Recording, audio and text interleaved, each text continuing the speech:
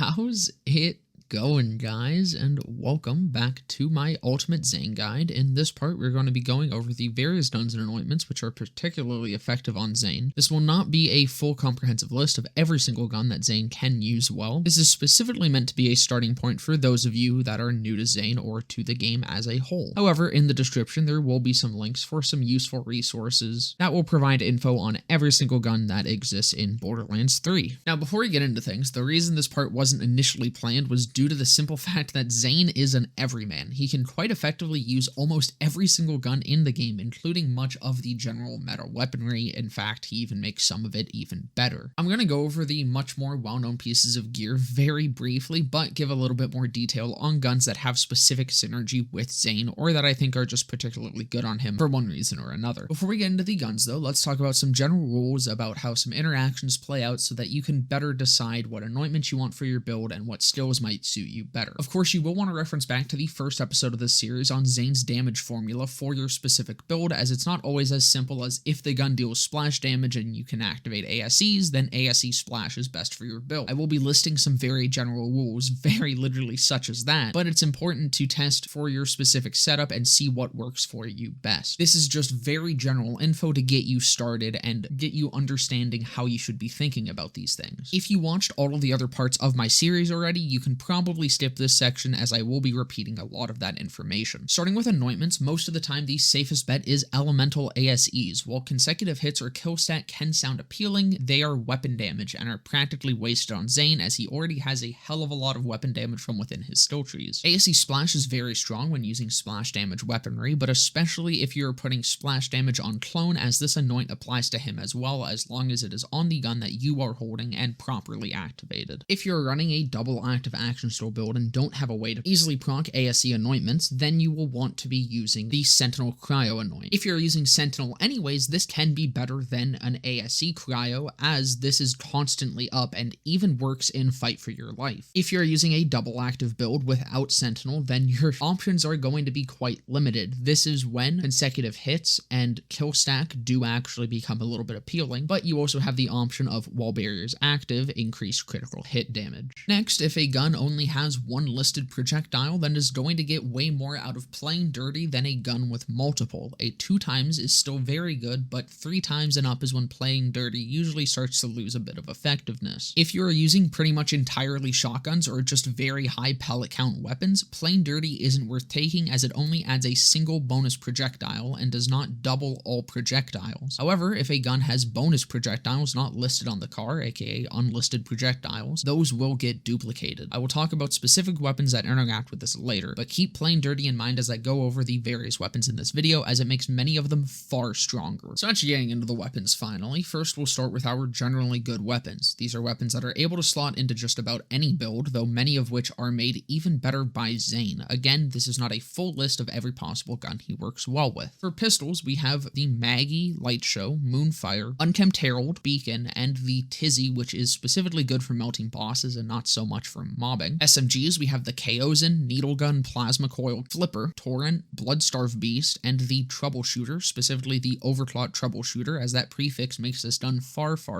better. For assault rifles, there's the Soul Render, the Star Helix, Creeping Corruption, Rowan's Call, OPQ, No Pew Pew, and Serial Killer. Shotguns, there's the Hellwalker, Butcher, Critical Thug, and the Anarchy. Rocket launchers, we have the Kick Charger and the Plumage. I promise there's more, but they are going to come a little bit later in this video. And finally, our sniper rifles, the Skullmasher, Boogeyman, Krakatoa, and the Ionic Disruptor. As I said, I'm gonna be brief here. If I go over every single one of these, this video would be far longer, and really I just want this to be a concise starting point. I don't want to break this up into more categories than are necessary. But again, down in the description, there are going to be resources where you can get way more info on any single one of these guns that you would want. Now moving into our actual Zane-specific synergies, we will start with talking about unlisted projectiles. All of these guns are also just very generally good and could easily fit into the last list, where you just kind of can throw them into any build and go with them. But using these with builds that have plain dirty greatly benefits their effectiveness. Starting with our pistols, we have the Multi-Tap and the Free Radical. For our rifles, we have the Becca. For our launchers, this is where most of our launchers went to, we have the Plague Bearer, Backburner, Hive, Creamer, Mongol, and Yellow Cake. And finally, for our snipers, we have the Storm and Firestorm, Headsplosion, the Unseen Threat, and the Bird of Prey. Worth noting with the Bird of Prey is that it doesn't actually summon an additional projectile, but firing 2 projectiles does actually give you a better chance of proccing the extra projectile, in turn also giving a chance, although rare, to actually summon 2 projectiles. Next, we have a specific synergy with Eraser and the Conference Call. Eraser adds bonus damage to shots fired through the crit of another enemy, and when you hit a crit with the Conference Call, the extra projectiles that this gun summons actually get that Eraser amp to them, meaning that this thing can shred through hordes of enemies quite easily, and while definitely not being like the best ever, it is a cool synergy, and it does actually make the Conference Call a pretty fun gun to use. And finally here we have some barrier interactions. The Smog fits very well into barrier builds, as the Smog special effect is that as long as the front-facing shield is full while you're aiming down sights, every single shot fired is amped. Having barrier up means it is very difficult for anything to actually damage that front-facing shield, so you can just ADS and instant amp all of your shots that come out. The Smog is, however, still very good even without barrier, as the shield health resets on kill, so you can still upkeep it, it's just a little bit more difficult. And then a classic to many of you, the Redistributor. Every 7th shot from the Redistributor is amped, and amped shots chain to nearby enemies. Think of this as 2 separate bonuses. Every amped shot chaining is a separate buff from the amping of every 7th shot, meaning that each shot that you amp as well will chain. What amps every shot? Barrier, which means as long as you have barrier up, every shot that you fire from the Redistributor will chain to nearby enemies. And now let's talk about some guns that very specifically interact well with Clone. Starting us off is the Grease Trap. This has 2 firing modes, Hot Grease and Firestarter. Enemies hit with Hot Grease are debuffed. These enemies can then be hit by the Firestarter mode to cause a large incendiary explosion that does a shit ton of damage. Now, usually this is very good for multiplayer, but Zane can kind of play multiplayer on his own. You put this in the hands of the Clone, he will hold the Firestarter mode, and you can just run around applying grease to things, and Clone will do the rest. Of course, this is also splash damage, which, as we know, works very well with Clone because he gets splash damage bonuses, so this gun is incredibly strong. Keeping with that theme, we also have the Beacon, which generally is just a good gun that also does splash damage. However, on reload, it releases a large Nova, which also deals decent damage because it gets some of Clone's damage scalings. You just have to be careful not to give Clone this gun near a lot of melee enemies, as if there's an enemy very close to him, he will very often kill himself with it. Sandhawk is incredibly strong. It can't usually roll with ASE Splash, however, if you put it in the hands of Clone and then hold an ASE Splash gun yourself, well, he gets it. You also no longer have to worry about the insane ammo consumption that the Sandhawk has. Next is the Anarchy, which deals splash damage and can feel kind of bad at first, but that is because the Clone himself has to separately stack it from Zane. However, once Clone does stack it, he becomes an absolute menace. And then finally, we have the Plasma Coil and the Free Radical. These are both very strong on Clone, as they just have incredible damage on their own and their splash. Of course, though, Clone is able to use pretty much whatever you want depending on whatever circumstance or build you're running. He is incredibly versatile, but these are just specifically ones that I thought I'd point out. But yeah, that's gonna about do it. I hope you guys enjoyed. Of course, if you did, please consider leaving a like, comment, subscribe, all that. If you have any further questions, feel free to leave it in the comments below and I will respond, or you can also come and join my Discord, where there will be a link in the description too, and I will also be live right after this video goes up, which there will also be a link in the description too. But with that all being said, I hope to see you guys in the next one.